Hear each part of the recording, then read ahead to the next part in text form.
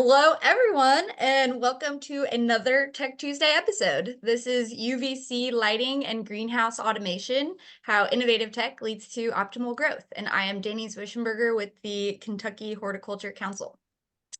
If you have been keeping up, you'll know that last week's Tech Tuesday was postponed to a later date to be announced, but at the beginning of the month, we explored fertigation with a rep from a company called Dosatron and kind of learned the ins and outs of fertilizer injectors and how they can greatly increase efficiency both inside protected ag spaces and outdoors with your field crops. It was a great conversation, and you can find that video and all of our Tech Tuesday content on the Hort Council's website and social media pages. And I'll be sending out a follow-up email with links to our Facebook and YouTube channel so that you can get caught up.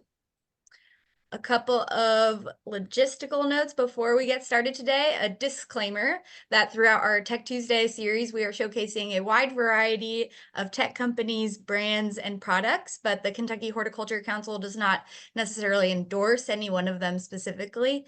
The focus of this series is to educate and empower growers, and growers should make purchasing decisions based on the needs of their own operations. And secondly, if you have any questions for either of our speakers during this presentation, feel free to drop those questions in the chat, or if you'd prefer, you can just unmute yourself after the two speakers and ask it aloud during the Q&A. So without further ado, we'll go ahead and get into today's episode. Joining us are Andrew Brooks and Chris Androni from a company called Priva. And Priva focuses on creating leading-edge technology and innovative services within the horticulture and indoor growing markets, and is represented, I think, in over 60 countries around the world. Andrew Brooks has an economics background and works as the business development manager for the southeastern U.S. and Caribbean markets at Priva, where he is responsible for developing and executing strategic plans, processes, and systems integration to realize growth in the controlled environment agriculture ecosystem. And Chris Androni pursued a career in electrical engineering technology at Niagara College in Ontario, Canada. And he has been with Priva for over 12 years, initially completing a 2-year internship with the company before joining the service department. And Chris finds fulfillment in this work due to the travel opportunities it provides, allowing him to explore diverse places and connect with a wide range of people in horticulture. And today that includes the Kentucky Horticulture Council. So thank you both for taking the time, and we are pleased to have you. So I will stop sharing and let you take it away. Great. All righty. We'll go ahead and get going here. Okay.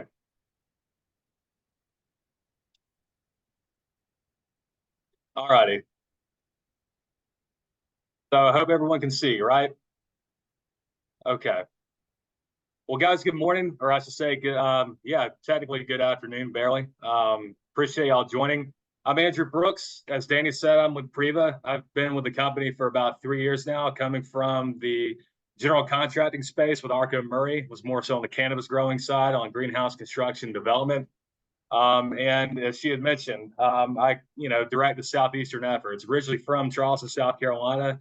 As Dani had said, I have a degree in economics from the University of South Carolina Moore School of Business. And I see myself in a very high impact driven role here. We have a lot of goals at Priva that we want to achieve, but most importantly, we have to achieve it together with folks who want to know more, want to grow, and ultimately find a balance between plants, people, and water.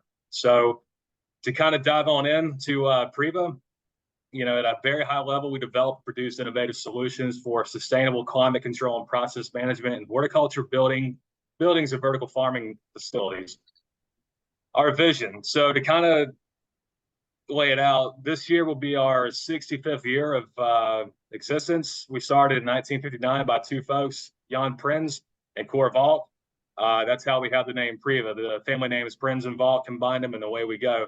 And the company was pretty bare bones in Holland at the time, right? The story that we're beginning to watch unfold here in the U.S., Holland did this about 3 generations ago. So our core values and our vision, we believe that because mankind is growing by 200,000 people a day towards 10 billion by 2050, We know that urbanization will continue to be a process that will drive different challenges. And how do we meet the demand of folks wanting nutrient dense production food, right?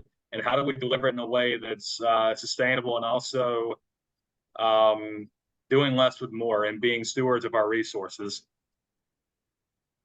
Our mission is to basically create an optimal environment where people and plants experience the best way to grow using technology, products, and knowledge. We are proud that our solutions result in lower use of natural resources like energy and water. To be known as the leading technology and service provider in sustainable urban deltas, circular economies based on green tech and smart buildings. Essentially, what I want to make sure of today is to know that there are several markets in the world, right? There are the very high-tech markets in Holland and Ontario and places like Singapore. However, our discussion today is very geared on, my background, my family's background, which is historical, traditional farming. How do we include technology and these abilities to not only preserve namesake and legacy, but also add meaningful and impactful value add processes, solutions, and technologies so that we can continue to optimize optimize yields, optimize crop extension, and most importantly, healthier, happier communities, right? This is why, we're honored to be here today with y'all. Priva is a purpose-driven company. We invest in a lot of technologies. We dedicate a good bit of our annual revenue towards R&D, enough to where, we're not in this to get rich. We're in it to have an impact and working with like-minded individuals and organizations. Priva is scattered around the globe. Chris and I are in the North American market, of course, and that we are on the same team. And we try to provide the best in-class service to our growers and our partners possible. The challenges that we find ourselves in, here we are in 2024. We have a growing world population. We have a demand for healthier living. We also have, different degrees and definitions of climate change. What we focus on at Priva is what's measurable and we can react to, right? Especially water, especially, warmer climates, temperatures, things like that. Especially my neck of the woods in Kentucky is very similar. It gets very hot and humid, right? And there are challenges in growing crops. We know this because Priva and a lot of the growers we deal with now started off in outdoors, right? So we have water scarcity, and globally, the world is undergoing an energy transition. How do we do more with less? That's the key term here. Terms, I should say. So we are convinced that CEA, controlled environment agriculture, can contribute to resolving important challenges the world is facing. We're not under any impression that a big bowl of tomatoes solves hunger, but the processes that go into creating that bowl of tomatoes and the reciprocity and the scalability and also democratizing agriculture so that more can get involved and do more as we continue to drive for innovation and ultimate goals of, harmony between water, people, and plants. So again, quick background on me, as I mentioned earlier, just a fun fact. I've got a heavy love for music. I've done it commercially in the past, was signed to a small label. We won a Battle of the Bands competition in 2011 to open up for Daughtry. Unfortunately, it didn't materialize. But when I'm not doing stuff with Priva, that's what I like to spend my time on. Oh, we'll get to Chris soon, excuse me. So to meet these challenges, we know that technology holds the key, right? Such as cloud technology, IoT, Internet of Things, AI, vision technology, and robotics. Want to keep it very thematical to what we're trying to achieve here. These are just thematic points that Priva is involved in. Again, I don't want anybody under the impression that we got to go from A to F, right, without skipping all these steps. So there's a global map. So Priva, global impact, every country that's colored in is where we have active involvement commercially, institutionally, and in government. Priva strives to build a lot of these strong bonds through growing not only our slice of the pie, but the entire pie. A lot of the work I focus on too is working with institutional partners, via Kentucky Horticulture Council, land grant universities such as University of Kentucky, Auburn University, Georgia, Tennessee, UF. We just signed a partnership agreement with UC Davis. Why are we doing this? We know that back in the 70s, technology was here, labor was here. Those have since inverted.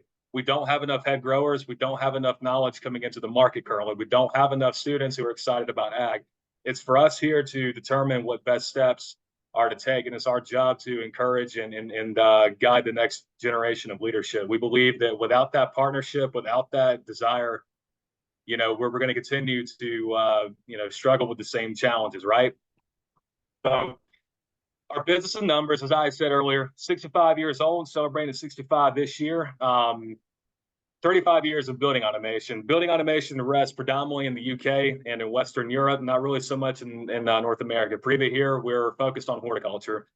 We have about 600 employees worldwide, about 120 in R&D. And Chris can step in later and correct me if I'm wrong, but I want to say that we devote somewhere between 12 to 16% of our annual revenue into R&D, which we're not that big of a company, even though we're global, because we put a lot of our own heart and our own effort into making this right. Over the world, or excuse me, around the world in over 100 countries, we've done excess of 10,000 projects. To give you some examples of some growers that we've done recent work with. Again, this is just an example. Historically, Priva was in the ornamental market, still are, right? But as greenhouse technology progressed, right, going from outdoor to substrate to poly to glass, we developed new technologies to meet those demands.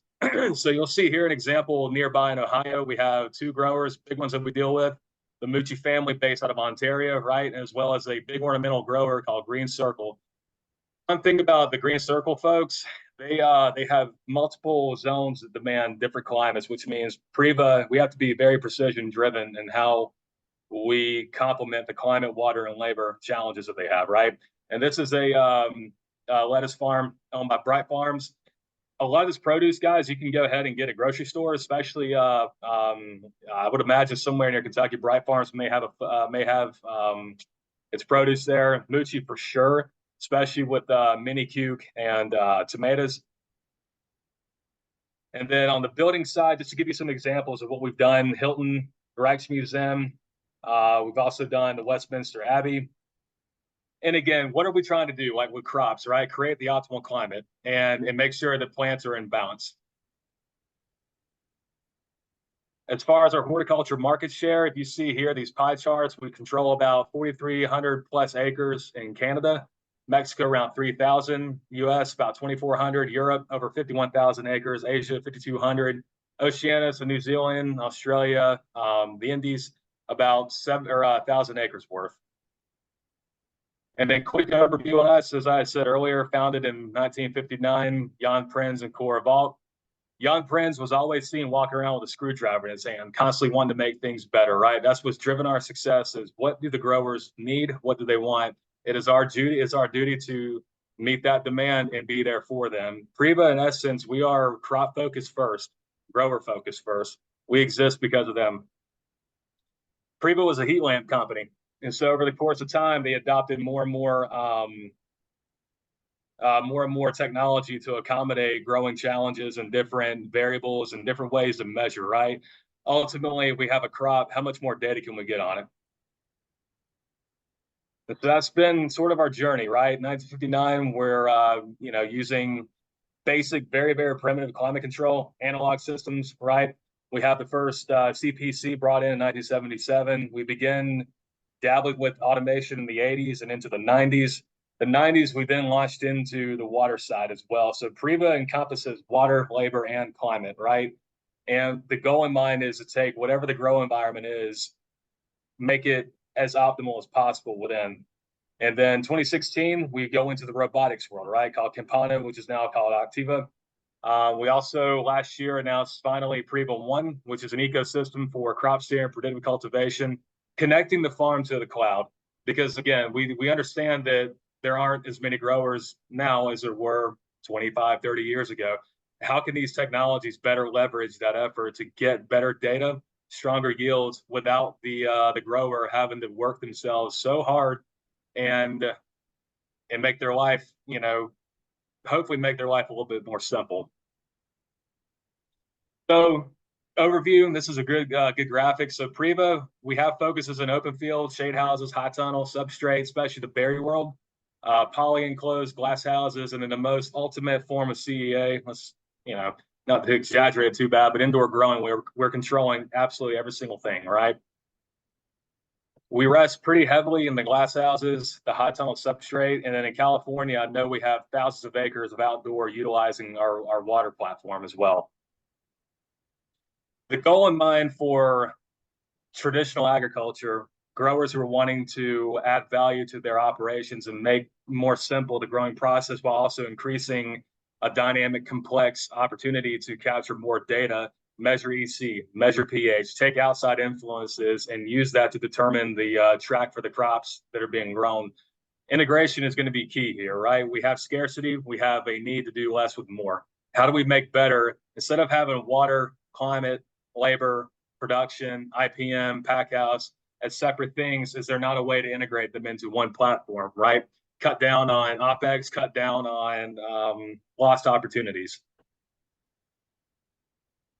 So this is just a good overview, just in a working world of a Priva operation.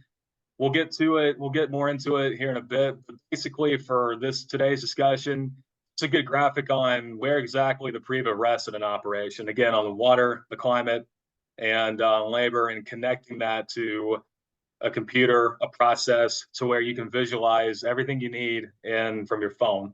The idea is ease of use. The idea is increase yields, right? Growers ask us all the time, what's in it for me? What's our ROI? And it's our job to determine what steps to take to make sure they see the ROI and ultimately get the value that they're putting a lot of time and effort into. Again, we exist because of them.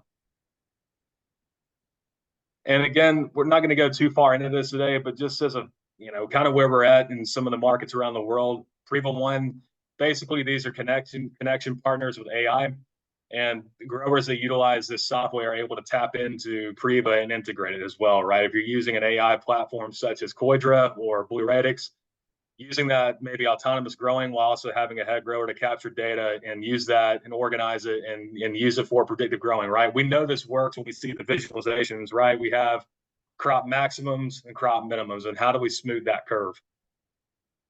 And just to kind of add one more thing, where we focus heavily, we're focused heavily on the food creation side, right? A lot of the big crops now you see in this world are going to be, your leafy greens, your microgreens, your tomatoes, your vine crops, bell pepper, cucumber, cannabis as well. But Priva's invested much of its time and effort on food creation. So in total, I'll leave it there. And again, my name's Andrew Brooks. My email is down at the bottom. I appreciate everyone's attention, and I'm an open door, and I'm happy to answer questions and go from there. And I will sign off and let my colleague Chris take it from here. Sounds great. Thanks so much, Andrew.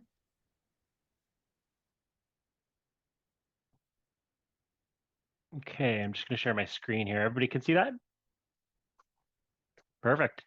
Yeah, just a quick introduction on myself. I was born and raised in Niagara-on-the-Lake, Ontario, Canada. And as Danny said in her introduction, I attended Niagara College and studied electrical engineering technology.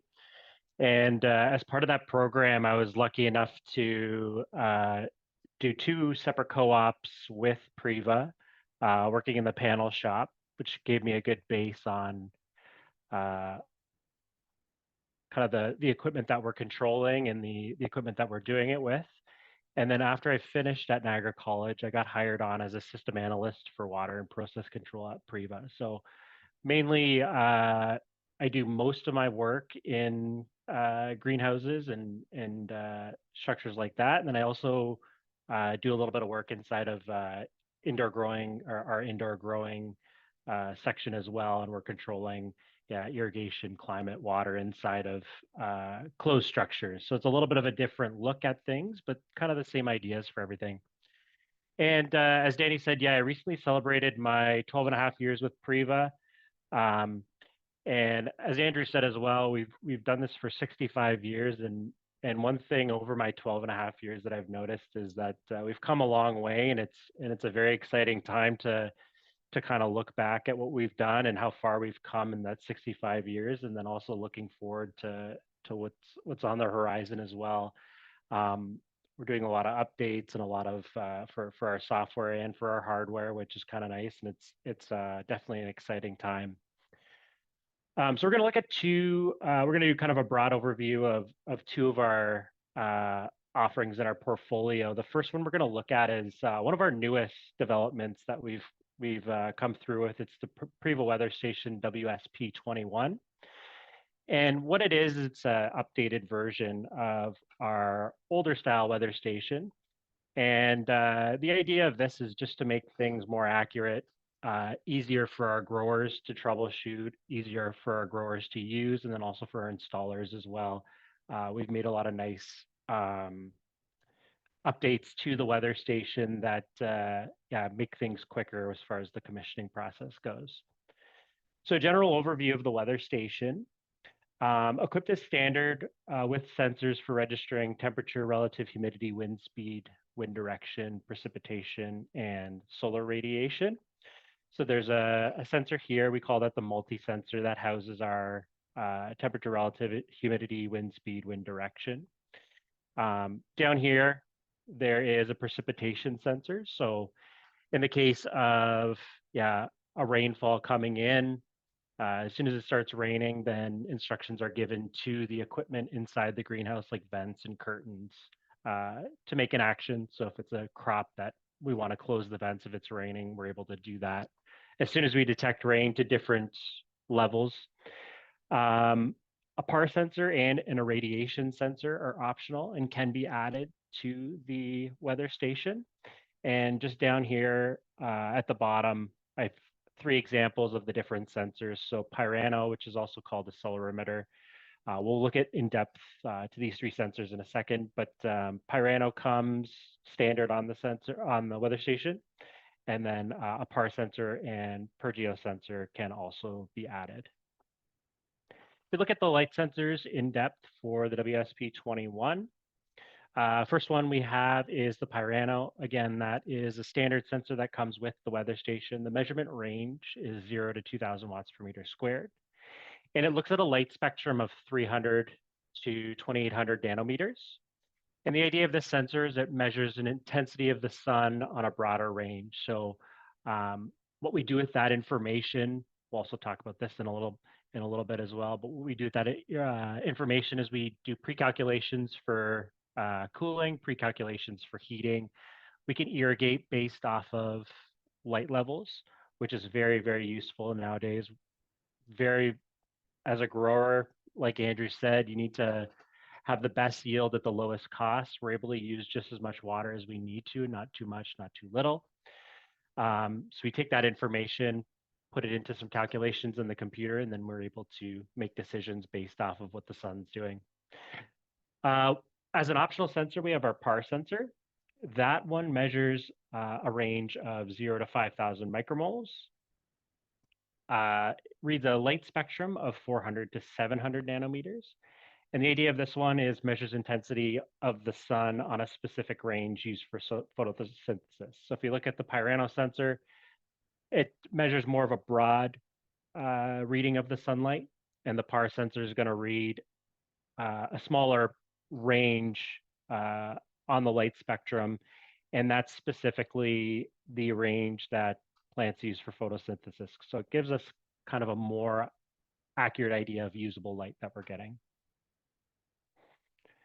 And then our third optional sensor is a Pergeo sensor, which we also call an irradiation sensor. Again, it's an optional sensor. It's a measurement range of negative 300 to plus 300 watts per meter squared. And it's used to read direct sunlight and diffuse sunlight falling on a single surface. So whereas the Pyrano sensor gives us a broader reading of the sunlight, the Pergeo sensor is going to give us an idea of what sunlight reading we're getting as far as the diffuse surfaces as well. And then this can be used to influence settings for climate, irrigation, energy savings, etc. And then the question that we ask ourselves is, why is this information important? So the main goal with all of our portfolio is integration is key. So we need to know what's going on to be able to have the best climate possible for growing. So the weather information is used to create an optimal climate to increase production and lower costs. If we're looking specifically at climate, we can do heating and cooling pre-calculations. If we're looking at water, we want to have optimal water dosages to conserve water. And then energy management as well. When we're managing chilling plants, boiler plants, any information like that, the computer is going to calculate an expected heat demand based off of weather info. So say during the winter, these cold Canada winters that we get up here, we want to make sure that we're getting enough heat prepared for storage, which we're going to use at nighttime. In the meantime, we're using CO2 to dose to the plants, but we want to make sure that we're not over preparing for the weather that we're having. So we're going to store just enough heat that we have over the night based off of whatever parameters we put in so that we're not using too much gas, spending too much money, and we're able to see that within the yield that we're getting in our crop. Second topic we're going to look at is Priva UVC disinfection. And this is a picture of our Violux system. It's an M-line unit, and it can have up to 8 UV bulbs, and it's used for disinfection and recirculation of water. If we take a look at our water cycle, we're taking water from a source like rainwater, surface water, groundwater, or tap water. In the case that it needs to be pre-treated with acid or disinfected, depending on where the water is coming from, we're able to do that with our pre-treatment systems like our neutralizer or our Violux. Then we take that water and we're going to use it for irrigation. So it's going to go through our cycle here. We have our neutral line systems that we can use for fertilizing. Of course, that goes to the crop in our growing cycle. And then we do a post-treatment as well. So typically with a standard greenhouse, obviously water conservation is key. If we're just irrigating and all that water is going into the ground, we're at the potential of watering too much. And instead of just letting that water get away from us, what we're going to do is we're going to collect that water. And then we're going to take it, we're going to give it some post-treatment to make sure that there's no bacteria, no bugs, no sediment in there. And then we're going to use it for drain water recycling. So once that water comes into here, the crop's taking as much as it needs. We collect all the rest, and then we recycle it as well. Typically, when we're watering a vegetable crop, we want about 40% drain water to come through. The reason for that is if we water too little, then we're in danger of having some of the fertilizers get stuck in the growing medium, which could lead to all of our EC sitting in the growing block.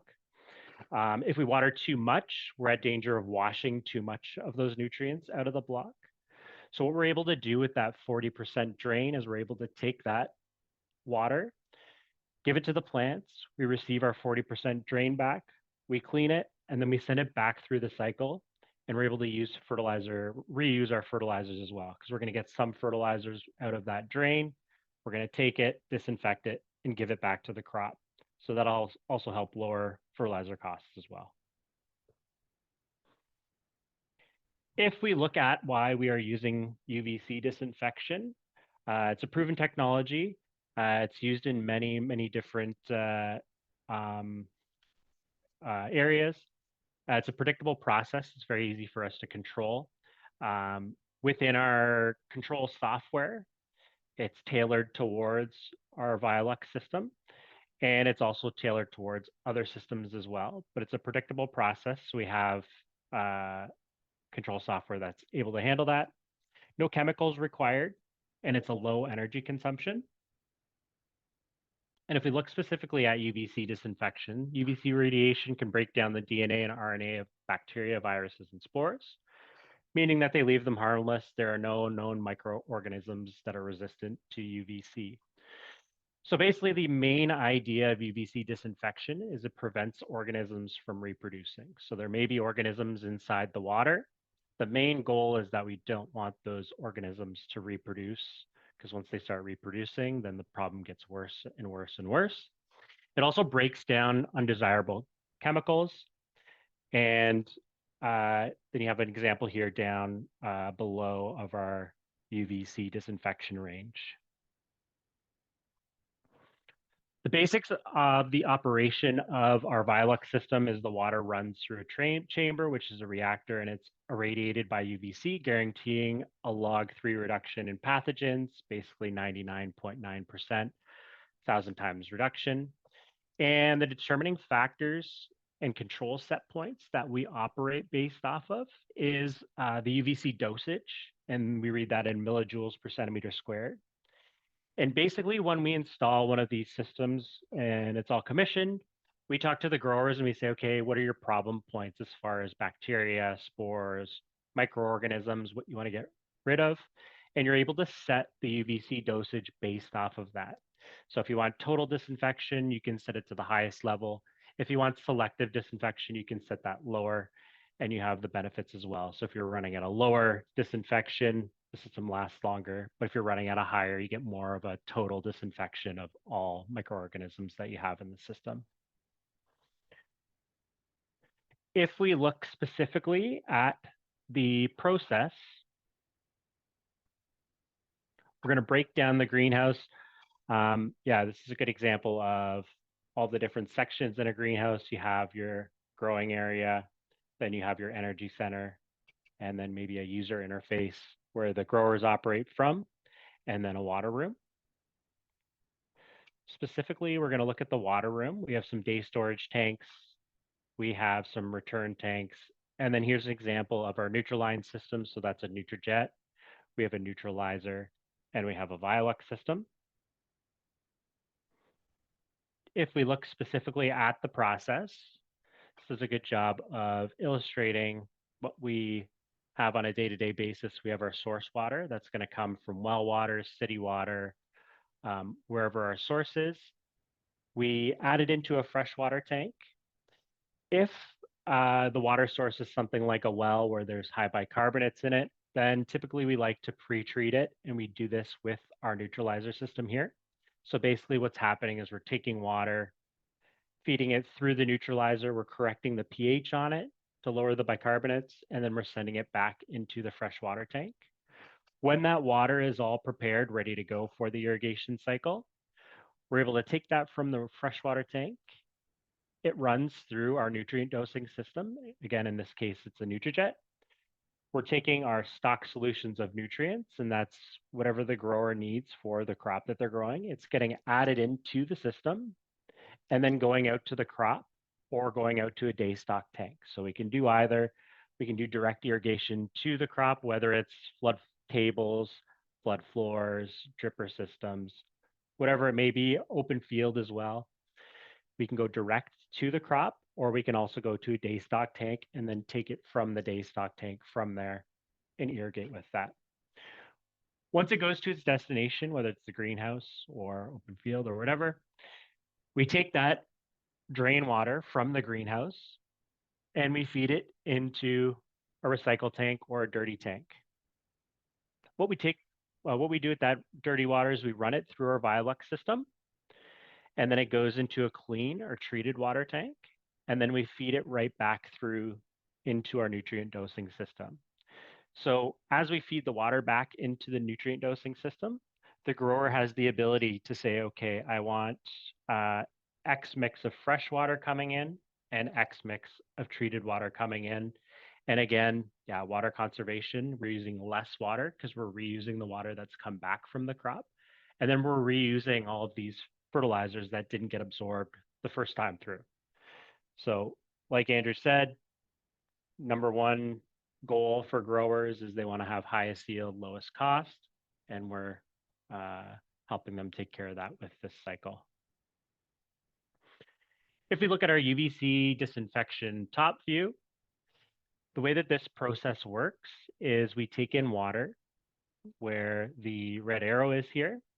We pre-filter all of that water. So depending on the growing medium that we're using, whether it's cocoa, rock wool, dirt, we're able to filter all large sediments out of that we typically use amide filters. They're self-cleaning, they're very low maintenance. As the system starts running, we start our disinfection cycle. We take water through, and then once it goes through the UV reactor, it has the option to go back to the drain tank or the disinfected water. On startup of our disinfection unit, we take about 15 minutes. And the reason we take about 15 minutes is this UV reactor takes a little bit of time for it to get to its desired level. So once we start up, we'll take water, comes through the cycle here, goes through our UV reactor, goes back to the drain. We have a UV sensor on the UV reactor. When we get to a suitable level for disinfection, whatever the grower set, then there's a butterfly valve down here, and it'll start diverting water to the disinfected tank. The reason for that is when we start this cycle up, if we're not at the power that we need to be, we want to make sure that no water is getting back to the disinfected tank. It's all going back to drain until we have the UV reactor at the desired level of disinfection. Once everything's good there, we can guarantee that we're going to get perfect disinfection. Then we take that water and start adding it to the disinfected water tank, ready to be used for the next cycle. And that's it. Just wanted to thank everybody for having us today. Again, if there's any questions, like Andrew said, my email is in here as well, so feel free to reach out or for anything.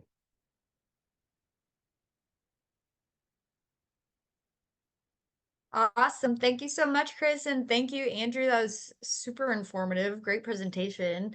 If anybody has any questions for either of these two, please drop them in the chat. I have a couple of questions from before. So question for Andrew, at what point would a grower call you guys in? Do y'all consult kind of start to finish from building to all the bells and whistles, or do you come in once things are established? What's the order of operations? Great question. I like to be early in the process.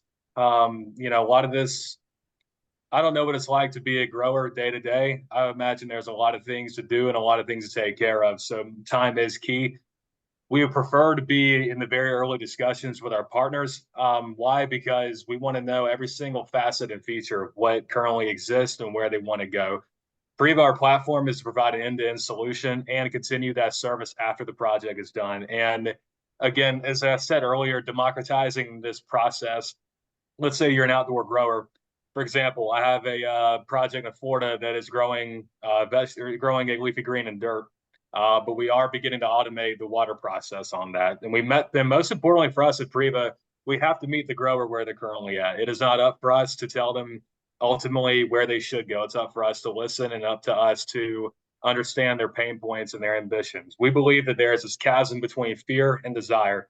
And how do we close in that gap and provide a suitable and cost-effective asset to the grower so that they can either scale into more technology or just improve what they currently have, right? As opposed to biting off the whole apple, can we, swallow the whole apple, can we take bites? So want to be early in the conversation. I want to know the whole story. I want to know how we are or how we got here. And then ultimately working with my colleagues, say Chris Androni, we want to have an entire not boardroom, but an entire open table discussion so that we can get every single piece of data that we need and develop an entire proposal that addresses the immediate concerns while also ensuring long-term continuity and profitability for the grower.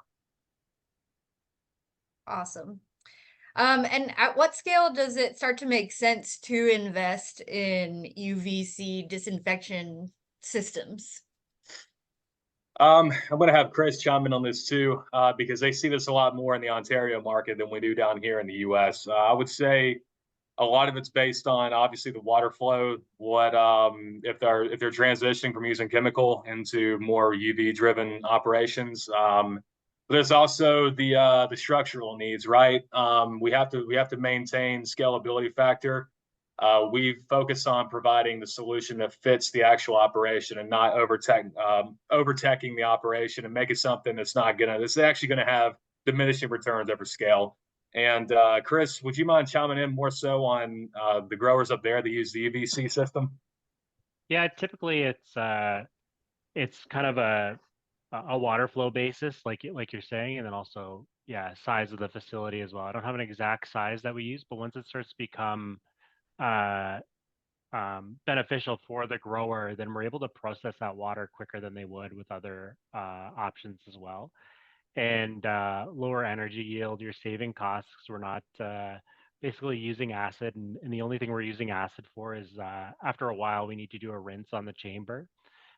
Depending on the growing medium, depending on the fertilizers we're using, like if there's a lot of iron in the solution that we're using, that causes some sort of some buildup on the UV light as well. So we use a little bit of acid to clean that, but other than that, it's very low low chemicals and low cost as well. So. Gotcha. So how long would you say, I mean, with the acid being the only kind of thing that you're treating it with, how long do the UVC lights generally last? And is there a lot of work that goes into the maintenance of the disinfection systems in general? No, a nice thing about the VLX M line unit, we have another unit as well, and it's an HD unit or high definition unit. It uses a higher dose of UV, and it's only one light, UV light. That one is a little bit more involved. It runs a little bit hotter. It is one light, so we're processing water with one light instead of whatever the capacity of the M line unit is. We can have up to 8. The nice thing about the M line unit that they did a really good job in R&D of is, yeah, a lot of people, we're global, so we're dealing with customers all over the world. We have a good dealer network, but then customers also like to do things themselves. So they've done a good job of supplying, we call them IKEA instructions, where it's pictures. It's very easy to do, so it's easy to maintain. And typically the light bulbs are about 10,000 hours. So quite a bit of life out of the light bulbs. And as far as the units go themselves, the electrical units are basically plug and play, and very serviceable to any electrician around the world. It doesn't need to be a Priva specified dealer. Of course, we want Priva dealers to be dealing with this equipment, but also easy to follow, easy to maintain for the end users as well. Got Danny, may I add a comment? For growers that use Priva, we offer something called Priva Academy. This is a very useful tool for growers that utilize whether our water side or our climate side. Basically, the Priva Academy, it's an institution, right? It has everything course-wise on the basics of humidity, theoretical discussion pieces on climate, how we philosophically view these things.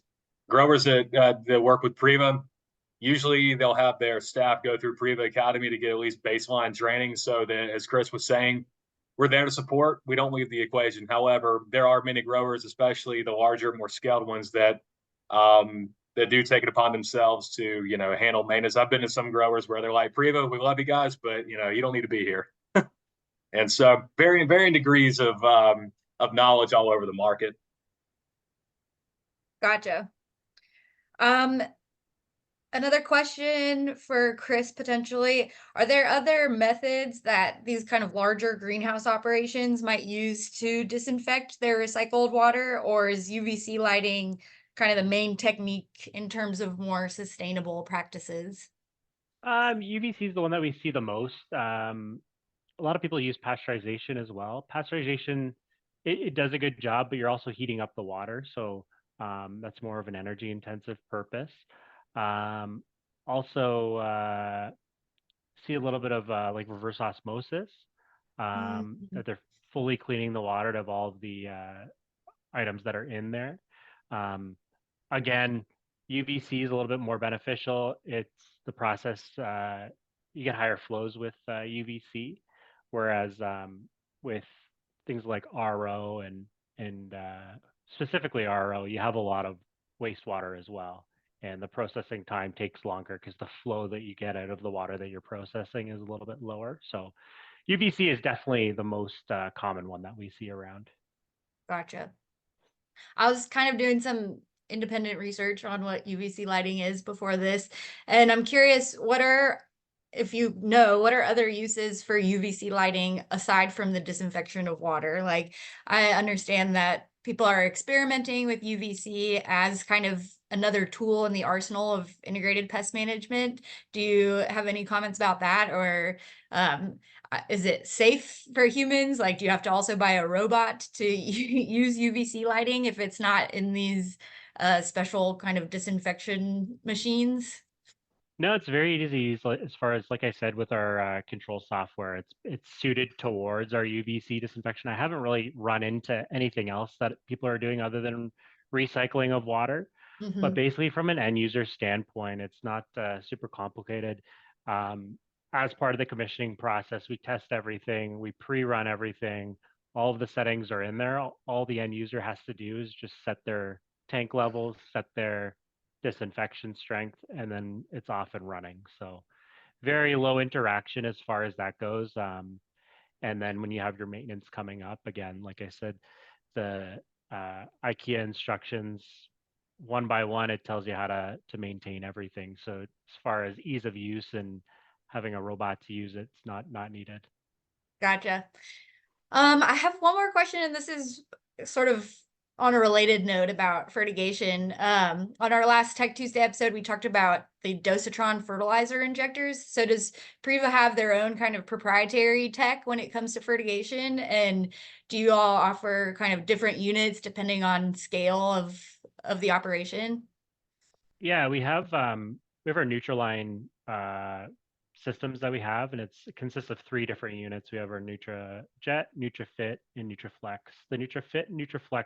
NutraFit is kind of a smaller scale unit, and the NutraFlex sits in the same kind of category but larger. Those are both tank units, mixing tank units. So we basically take fresh water, we put it into a mixing tank, and then we dump fertilizer in, and the turbulence within the mixing tank make sure we have a good mixture of going out to the crop. And then we also have our NutriJet system, which is a closed system. So we actually have a closed mixing chamber that we dose fertilizer into.